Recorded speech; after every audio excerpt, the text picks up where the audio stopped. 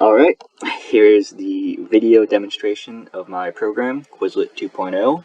I will be running through a study session using it and explaining how everything works.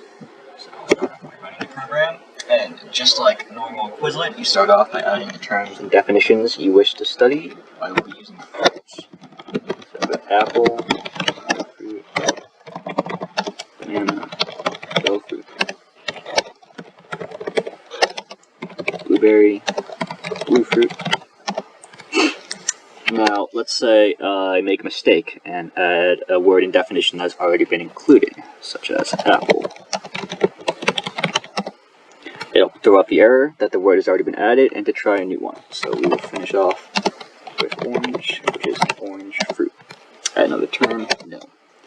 So what was happening here was the function getTerms, which is a loop where if you continue, as long as add another is equal to y, you add a term and a definition. This gets turned into a list, which is in turn added to the final list of terms. And this elif statement is basically saying if that list, if the term definition list is already in that list, it'll throw up the error. So you don't end up adding the same terms twice because that's pointless. Next up, for the actual studying portion, get the much time to study. It gives you the word and you have to answer the definition. Now, the entire point of this program is to allow for typos, synonyms, and typos of synonyms when answering the questions, because that shows that you still understand what you're trying to learn, and you just shouldn't be penalized for small errors like that, because at that point you're just memorizing for the sake of memorizing, instead of actually comprehending what it is you're trying to study. So, for instance, for apple, we gave the definition as red fruit. I could give a synonym, such as reddish fruit, and it will mark me as correct. For banana, I could do a typo of yellow fruit, and it will mark me as correct. Now, if I were to get one wrong, it will loop saying I'm incorrect. So for blueberry, I'll call it a black fruit, and it is incorrect. I'll try again. Let's say I'm really convinced it's a black fruit. Keep telling me I'm wrong until I remember it is a blue fruit. And then orange, we will also get wrong. I'll say it's a blue fruit. Alright, so how this works is, first off, we have the function potential synonyms, which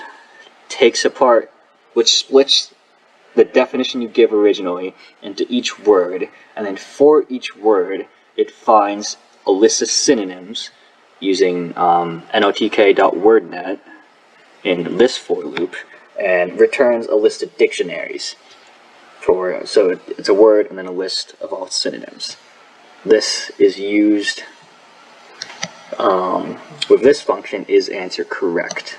Now what is answer correct does is it takes the answer you give and splits it up into its word components, and takes the correct answer, splits it up into its word components, as well as the dictionary of synonyms.